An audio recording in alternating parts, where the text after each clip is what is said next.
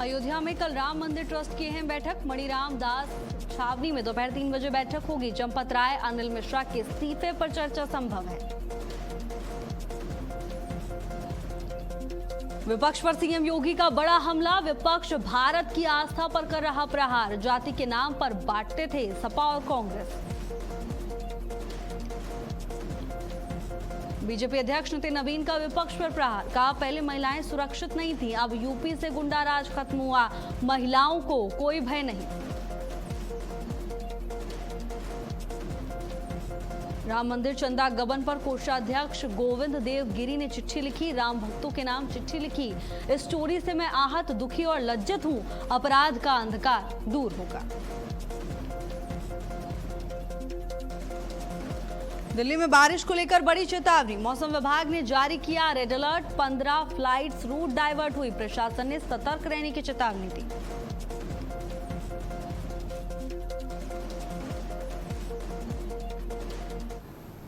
नमस्कार, बहुत स्वागत है आपका। भारत अपडेट देख रहे हैं आप। मैं हूं आपके साथ भावना त्रिपाठी। बुलेटिन की शुरुआत करेंगे बड़ी खबर के साथ। कल राम मंदिर ट्रस्ट की महत्वपूर्ण बैठक है। कल मणिराम दास छावनी में दोपहर 3 बजे बैठक होने वाली है। चंपत राय, अनिल मिश्रा के इस्तीफे पर बैठक में चर्चा होगी। ट्रस्ट की बैठक में एसआईटी की रिपोर्ट पर भी चर्चा की जाएगी। राम भक्तों से धोखा, कल बड़ा एक्शन होगा। बेनकाब होंगे भ्रष्ट, कल ट्रस्ट फैसला लेगा। तो कल का दिन बेहद महत्वपूर्ण है, क्योंकि कल ट्रस्ट की बैठक में इस्तीफों पर तो चर्चा होगी, लेकिन इस बात पर भी चर्चा होगी कि एसआईटी की जांच में क्या कुछ चल रहा है। यानी कल बड़ा एक्शन हो सकता है। ट्रस्ट की बैठक में एसआईटी की रिपोर्ट पर चर्चा होगी। दोपहर 3 बजे का समय तय किया गया है। मणिराम दास छावनी में ये बैठक होने वाली है। राम मंदिर ट्रस्ट की इस महत्वपूर्ण बैठक में चंपत राय और अनिल मिश्रा के इस्तीफे पर चर्चा की जाएगी। ट्रस्ट की बैठक में एसआईटी की रिपोर्ट पर भी चर्चा होने वाली है। तो कल का दिन बेहद महत्वपूर्ण साबित होगा। ऐसे में सबकी नजरें टिकी हुई हैं कि इस बैठक के बाद आखिर क्या कुछ फैसले लिए जाते हैं, क्योंकि बताया ये जा रहा है कि इसी बैठक में एसआईटी रिपोर्ट पर चर्चा होगी और सबसे बड़ी जो नजर रहने वाली है वो इस बात पर कि चंपत राय और अनिल मिश्रा के इस्तीफे पर चर्चा के बाद क्या कुछ फैसला ट्रस्ट की ओर से लिया जाता है। साथ ही एसआईटी की जांच रिपोर्ट पर भी मंथन होने वाला है।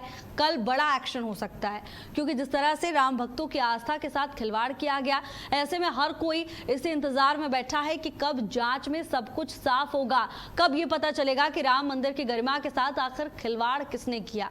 क्योंकि 500 सालों तक जिस राम मंदिर का इंतजार भक्तों ने किया, किसी ने कल्पना भी नहीं की थी कि कुछ समय बाद ऐसी भी खबर सामने आएगी। हालांकि किया किसने है, कौन है दोषी, इसको लेकर अभी जांच पड़ताल चल रही है। लेकिन इसी बीच कल ट्रस्ट की महत्वपूर्ण बैठक होने वाली है, क्योंकि कल चर्चा होगी चंपत राय के इस्तीफे पर, कल चर्चा होगी अनिल मिश्रा के इस्तीफे पर, और साथ ही एसआईटी की रिपोर्ट पर भी चर्चा होने वाली है। यानी रिपोर्ट में क्या कुछ खुलासे हो रहे हैं, एक एक बिंदु पर कल मंथन होगा। बैठक के बाद क्या फैसला सामने आता है, इस पर हमारी नजर बनी हुई है। लेकिन कहा यह जा रहा है कि कल भ्रष्ट लोग बेनकाब हो जाएंगे। कल ट्रस्ट फैसला लेगा कि आखिर चंपत राय और अनिल मिश्रा के इस्तीफे का करना क्या है, इस्तीफा स्वीकार होगा या नहीं।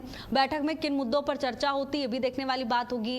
क्या प्रतिक्रियाएं सामने आती हैं इस बैठक के बाद, क्या बड़े फैसले लिए जाते हैं, तमाम चीजें अभी चर्चा का विषय बनी हुई हैं। कल एक बार ये बैठक होती है, उसके बाद ये साफ हो जाएगा कि चंपत राय और अनिल मिश्रा का इस्तीफा स्वीकार किया गया है या नहीं। साथ ही एसआईटी की जांच रिपोर्ट पर भी विशेष तौर पर मंथन होगा। रिपोर्ट में क्या कुछ बातें सामने आई हैं और ट्रस्ट के नाक के नीचे इतने समय से इतना बड़ा खेल हो रहा था, तो जिम्मेदार लोगों को पता क्यों नहीं चला, सबसे बड़ा सवाल अभी बना हुआ है। लेकिन क्योंकि चंपत राय और अनिल मिश्रा ने अपना इस्तीफा ट्रस्ट को सौंप दिया था, लेकिन ट्रस्ट ने अभी तक इस्तीफे पर कोई फैसला नहीं सुनाया है। ना तो अभी इसे स्वीकार किया गया है और ना ही इस्तीफा लेने से इनकार किया गया है। इसके लिए कल ट्रस्ट की बैठक बुलाई गई है, जहां सबसे पहले जो मुख्य एजेंडा बताया जा रहा है चर्चा का, वो यही है कि चंपत राय और अनिल मिश्रा के इस्तीफे पर फैसला होना है। ऐसे में तमाम जिम्मेदार लोग इकट्ठा होंगे, चर्चा की जाएगी और उसके बाद ये तय किया जाएगा कि इस्तीफा स्वीकार किया जाए या ना किया जाए, या आगे क्या फैसला लिया जाता है। दूसरी महत्वपूर्ण बात है, एसआईटी की जांच रिपोर्ट पर कल चर्चा होगी। रिपोर्ट में जो बड़े खुलासे हो रहे हैं उन पर भी चर्चा हो सकती है, और जो लगातार एक के बाद एक परतें खुल रही हैं उस पर भी चर्चा संभव है। रमन मिश्रा हमारे साथ जुड़ चुके हैं तमाम जानकारी लेकर। रमन, कल का दिन बेहद महत्वपूर्ण, बेहद संवेदनशील, क्योंकि कल ये तय हो जाएगा कि ट्रस्ट क्या बड़ा फैसला लेने वाला है। चंदा चोरी का मामला इस समय उत्तर प्रदेश ही नहीं देश का बड़ा मामला चल रहा है, और इस बीच में राम मंदिर ट्रस्ट की जो बैठक होगी ये सबसे अहम बैठक होगी, बहुत निर्णायक बैठक होगी, और इस बैठक पर भविष्य के बहुत सारे फैसलों का दारोमदार होगा।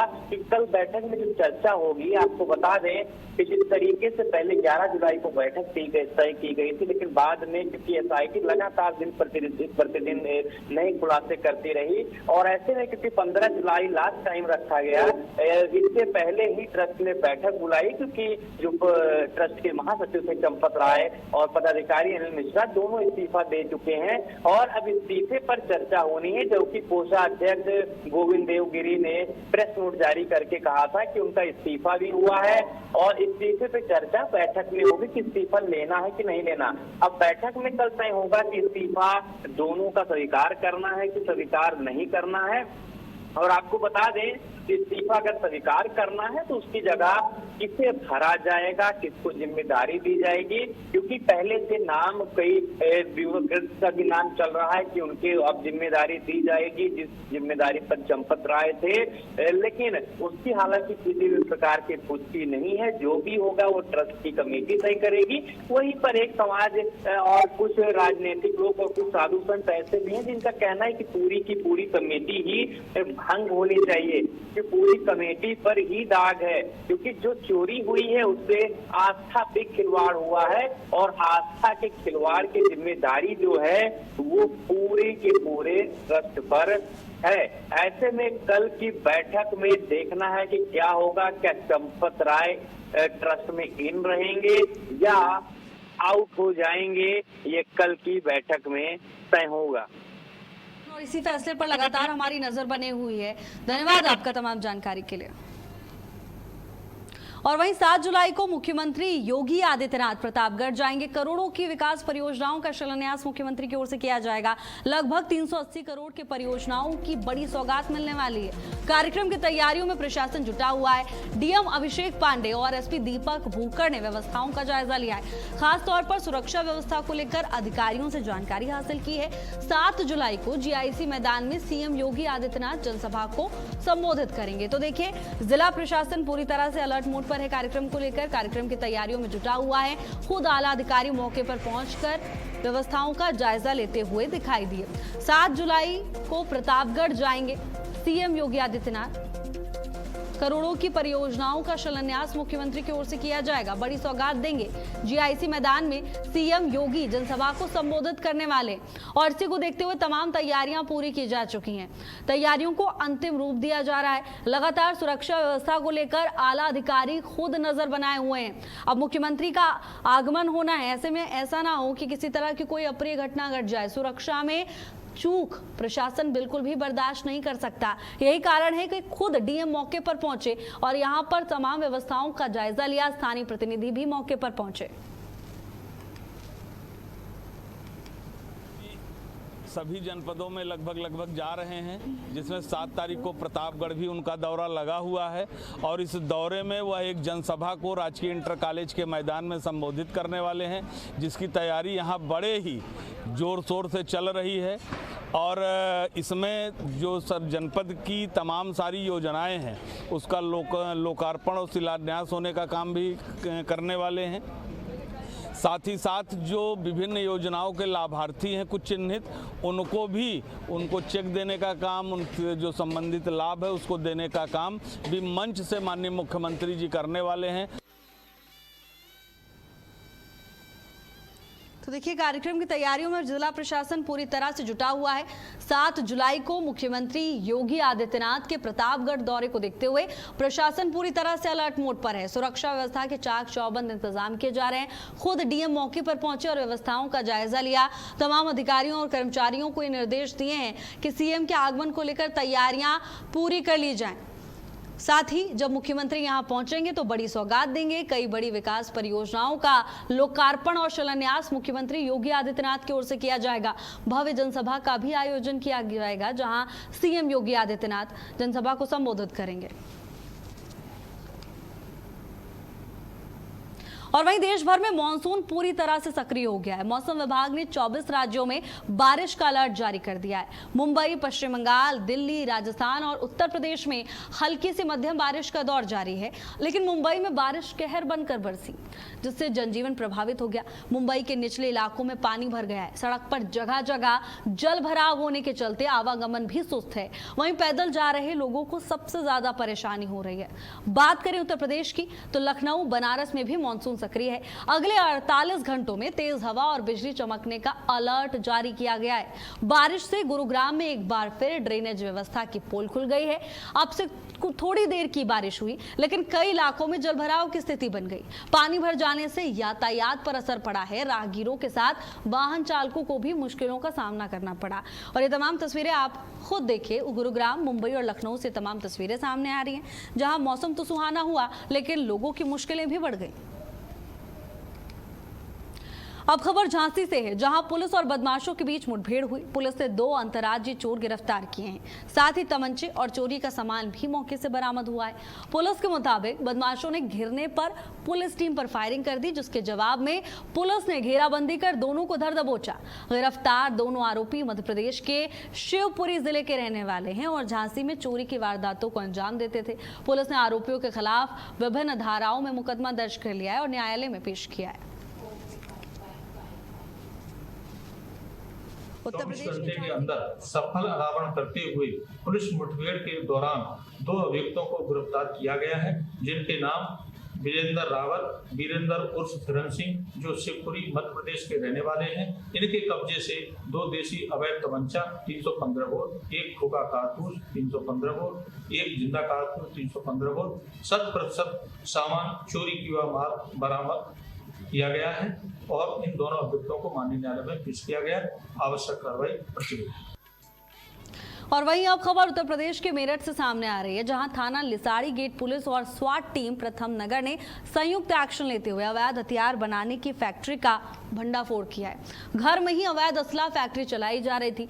पुलिस ने मौके से 3 आरोपियों को गिरफ्तार किया है और गिरफ्तार किए गए आरोपियों से लगातार अब पूछताछ भी की जा रही है। भारी मात्रा में हथियार बनाने के उपकरण बरामद हुए हैं।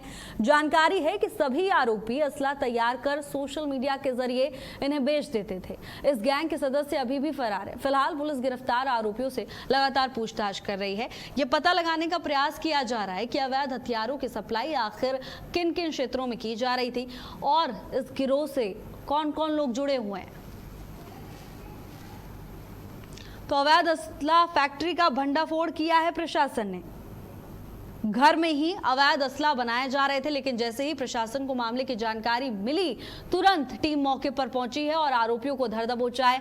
हालांकि बताया जा रहा है कि अभी भी कुछ लोग जो इस गिरोह से जुड़े हुए हैं पुलिस की गिरफ्त से दूर हैं, लेकिन प्रशासन ने दावा किया है कि जल्द ही अन्य सदस्यों पर भी शिकंजा कसा जाएगा। देखिए, सोशल मीडिया के जरिए अपना अवैध कारोबार ये चला रहे थे। अवैध असला फैक्ट्री का भंडाफोड़ किया है टीम ने। 3 आरोपियों को गिरफ्तार किया जा चुका है और इनके अन्य सदस्यों की तलाश में अभी प्रशासन जुटा हुआ है। ये भरोसा दिलाया है कि जल्द ही इन आरोपियों पर भी टीम कार्रवाई करेगी और जल्द ही ये आरोपी भी पुलिस की गिरफ्त में होंगे।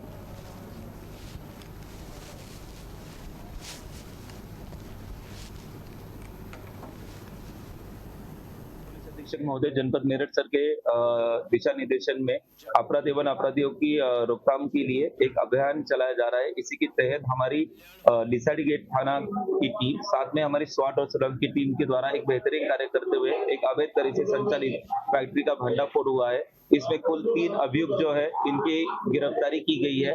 साथ ही में इस अपराध को अंजाम देने वाले जो मुख्य 3 अभियुक्त है, जिसमें वसीम पुत्र तौसीफ, आफ्ताब पुत्र सिराज, नदीम पुत्र फजरुद्दीन, ये इनकी गिरफ्तारी की गई है। वहीं गाजियाबाद के लोनी में घर के बाहर हुई फायरिंग मामले का पुलिस ने अब खुलासा कर दिया है। इस मामले में मेरठ जेल में तैनात कांस्टेबल विवेक और उसके साथी नवनीत मीनू को गिरफ्तार किया गया। पुलिस के मुताबिक आरोपी विवेक का अपनी पत्नी से पारिवारिक विवाद चल रहा था और इसी विवाद के चलते उसका अपने साले से भी झगड़ा था। बदला लेने की नीयत से उसने 3 जुलाई की रात अपने साथी के साथ ससुराल पहुंचकर साले पर फायरिंग करा दी। पुलिस ने दोनों आरोपियों के पास से अवैध बोर की पिस्टल और जिंदा कारतूस बरामद किए हैं।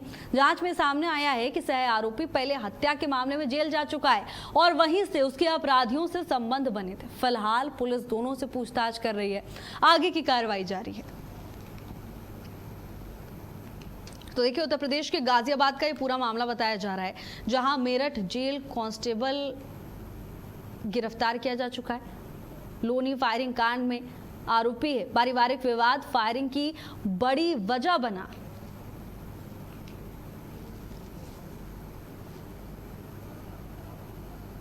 का खुलासा किया गया है। 2 अभियुक्तों को गिरफ्तार किया गया है। उनके पास से अवैध पिस्टल 32 बोर और एक जिंदा कारतूस 32 बोर बरामद किया गया है। जो अपराधी पकड़े गए हैं इनके नाम विवेक और नवनीत उर्फ मीनू है। इनसे जब पूछताछ की गई तो यह ज्ञात हुआ कि दिनांक 3/7/26 को विवेक अपने दोस्त नवनीत उर्फ मीनू को लेकर घटनास्थल न्यू विकास नगर में आया था और अपने साले पर फायर की थी और जिसके उपरांत तो वहां से फरार हो गए थे। जब और पूछताछ की गई तो यह ज्ञात हुआ कि विवेक का अपनी पत्नी से कोई विवाद था, जिसके उपरांत साले से कहासुनी हो गई थी। इसी क्रम में इसने फिर अपने मित्र नवनीत उर्फ मीनू का सहारा लिया और इस घटना को अंजाम दिया था। उसके उपरांत ये दोनों वहां से फरार हो गए थे। दिल्ली के पास गाजियाबाद के लोनी इलाके में एक पति ने अपनी पत्नी से नाराज होकर अपने साले के बच्चे के ऊपर जानलेवा हमला कर डाला।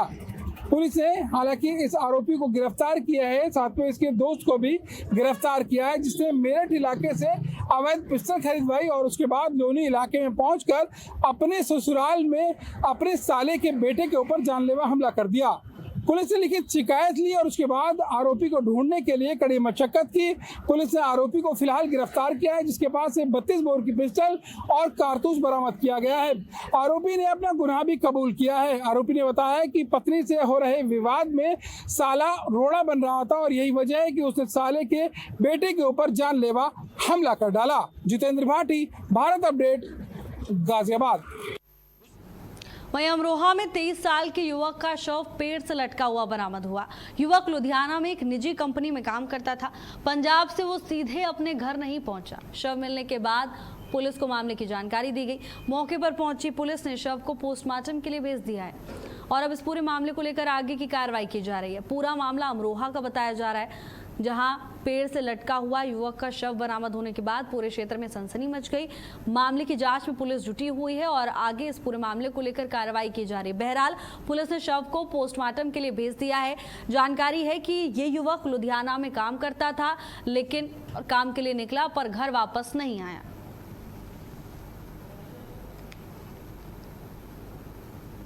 बांदा में सड़क हादसे का मामला सामने आया है, जहां घर के बाहर खेल रहे एक मासूम को ट्रैक्टर ने रौंद दिया।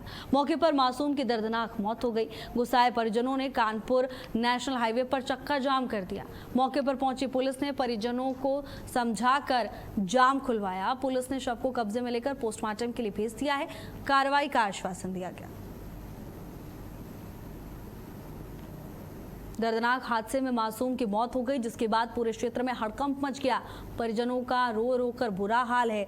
गुस्साए लोगों ने चक्का जाम कर दिया। हालांकि मौके पर प्रशासन ने लोगों को समझा बुझाकर स्थिति पर काबू पाया और यह आश्वासन दिया है कि जल्द ही जल्द इस पूरे मामले में कार्रवाई की जाएगी। घर के बाहर मासूम खेल रहा था, इसी दौरान हादसे का शिकार हो गया। हादसा इतना दर्दनाक था कि मासूम की जान चली गई। उत्तर प्रदेश के बांदा का पूरा मामला बताया जा रहा है। गुस्साए परिजनों ने नेशनल हाईवे पर चक्का जाम कर दिया, जिससे यातायात व्यवस्था प्रभावित हुई। हालांकि प्रशासन ने यह आश्वासन जरूर दिया है कि जल्द ही इस पूरे मामले में कार्रवाई होगी और आरोपी को गिरफ्तार किया जाएगा। आगरा में घर में सो रहे पति और पत्नी की करंट लगने से दर्दनाक मौत हो गई। कूलर में करंट आ जाने से पति पत्नी की जान चली गई। बिजली बोर्ड से निकला तार संदूक पर गिर गया, जिससे करंट फैल गया। कमरे में दंपत्ति सो रहा था। मौके पर ही दर्दनाक मौत हो गई। मामले की जानकारी मिलने पर पुलिस ने जांच पड़ताल शुरू कर दी है। नगर पंचायत चौक के वार्ड नंबर 10 दिग्विजय नाथ नगर में 24 साल की नवविवाहिता का शव घर के कमरे में फंदे से लटका हुआ बरामद हुआ। मामले की सूचना मिलने पर पुलिस मौके पर पहुंची और घटनास्थल का निरीक्षण किया। जांच में पता चला है कि महिला का पति नौकरी के लिए बाहर गया हुआ था और महिला घर पर अकेली थी। फिलहाल फॉरेंसिक टीम की मौजूदगी में तमाम साक्ष्य जुटाए गए।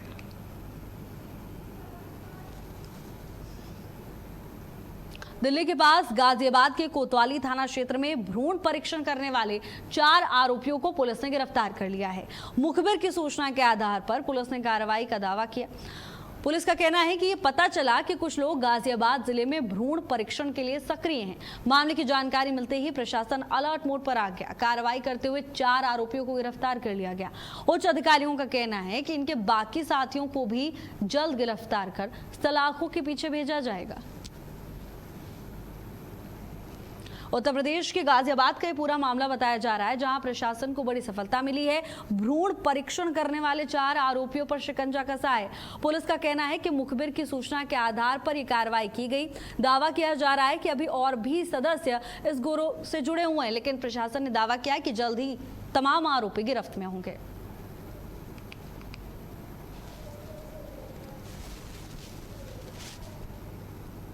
और वहीं अब खबर चंदौली से है, जहां जीटीआर ब्रिज के नीचे रेलवे लाइन से 2 शराब तस्करों को संयुक्त टीम ने धर दबोचा है।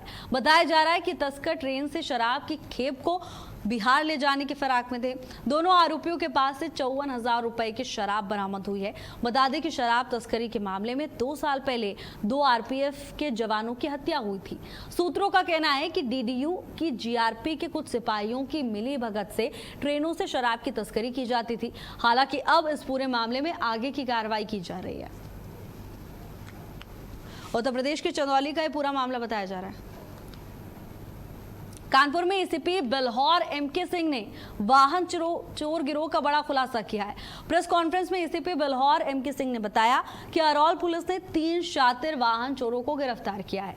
आरोपियों की निशानदेही पर 6 चोरी की मोटरसाइकिलें बरामद की गई। एक एंड्रॉइड मोबाइल भी पुलिस ने बरामद किया है।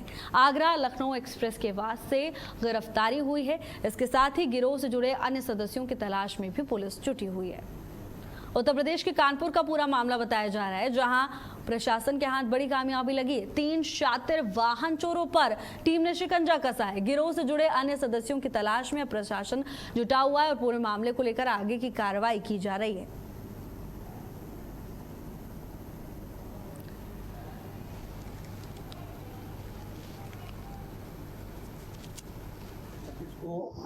सुबह लगभग 4 बजे पुलिस की मुखबिर से सूचना मिलती है, मुखबिर द्वारा कि ये बिजन रोड पर आगरा लखनऊ एक्सप्रेस के नीचे ये 3 व्यक्ति एक बाइक से जा रहे हैं, जो कि संदिग्ध है। इस सूचना पर पुलिस अपना अंडरपास के नीचे पहुंचती है और वहां पर 3 व्यक्ति जो बाइक से आ रहे थे उसको रुकवाती है, जिसमें पुलिस पूछताछ करती है तो कोई स्पष्ट बाइक का जवाब नहीं दे पाते हैं। फिर बाइक के बारे में जब पता किया जाता है तो बाइक चोरी की निकलती है। वहीं बदायूं से दर्दनाक खबर सामने आ रही है। बाइक और पिकअप की जोरदार टक्कर हुई। हादसे में 2 युवकों की मौत हो गई। बाइक सवार दोनों युवकों की मौत से परिवार में कोहराम मचा हुआ है। मामले की जानकारी मिलने पर पहुंची फैजगंज बेहटा पुलिस ने शव कब्जे में लेकर पोस्टमार्टम की कार्रवाई शुरू कर दी है। बदायूं का ये पूरा मामला बताया जा रहा है, जहां जोरदार टक्कर हुई। बाइक सवार 2 लोगों की मौत की खबर है। अब प्रशासन इस पूरे मामले को लेकर जांच पड़ताल कर रहा है और पोस्टमार्टम के लिए शव भेजा जा चुका है। हालांकि हादसे के बाद मौके पर अफरा तफरी मच गई। भारी संख्या में लोग भी मौके पर इकट्ठा हो गए। जैसे ही मामले की जानकारी पुलिस को मिली, तुरंत पुलिस मौके पर पहुंची। आगरा में मलपुरा पुलिस ने बड़ी कार्रवाई की है। टीम ने 60 लाख की अवैध शराब बरामद की। जानकारी के मुताबिक ये शराब की खेप पंजाब के जीरकपुर से गोरखपुर भेजी जा रही थी। ट्रक से 12,108 बोतल अवैध अंग्रेजी शराब बरामद हुई है। 2 तस्करों को गिरफ्तार किया गया है। 2 मोबाइल और कैश भी बरामद किए गए हैं। स्क्रैप की आड़ में शराब की तस्करी की जा रही थी। उत्तर प्रदेश के आगरा का पूरा मामला बताया जा रहा है, जहां स्क्रैप की आड़ में शराब की तस्करी की जा रही थी। कमलपुरा पुलिस की ओर से यह बड़ा एक्शन लिया गया है। 2 नशा तस्कर अब पुलिस की गिरफ्त में है। साथ ही ये संदेश दिया है कि ऐसी ही कार्रवाई लगातार जारी रहेगी। देखिए, जैसे कि आप सभी जानते हैं, पुलिस आयुक्त महोदय के निर्देशन में आगरा पुलिस लगातार अपराध और अपराधियों पर कार्रवाई कर रही है। उसी क्रम में कल जो हमारी साइबर सर्विलेंस और काउंटर इंटेलिजेंस है, उन लोगों को एक सूचना प्राप्त हुई थी कि कुछ अवैध शराब का मूवमेंट पंजाब से गोरखपुर की तरफ हो रहा है और जो कि आगरा से होकर पास हो रहा है। उसी क्रम में यह जानकारी उनके द्वारा थाना मलपुरा पुलिस को दी गई और सभी टीमों ने मिलकर जब वाहनों की चेकिंग की, उसी क्रम में एक ट्रक जिसपे यूपी का नंबर है वो पकड़ा गया है। उसमें से 492 अवैध शराब की जो पेटियां हैं अलग अलग ब्रांड की, वो रिकवर हुई हैं। वहीं बुलंदशहर के नरसेना में जमीन में नवजात का शव दबा हुआ मिला। पुलिस को नवजात का शव जमीन में दबे होने की सूचना मिली थी। मामले की जानकारी मिलने पर पुलिस मौके पर पहुंची। शव को कब्जे में लेकर पोस्टमार्टम के लिए भेज दिया है। अब पुलिस सभी पहलुओं की जांच पड़ताल कर रही है। बुलंदशहर का पूरा मामला बताया जा रहा है, जहां जमीन में नवजात का शव बरामद हुआ है।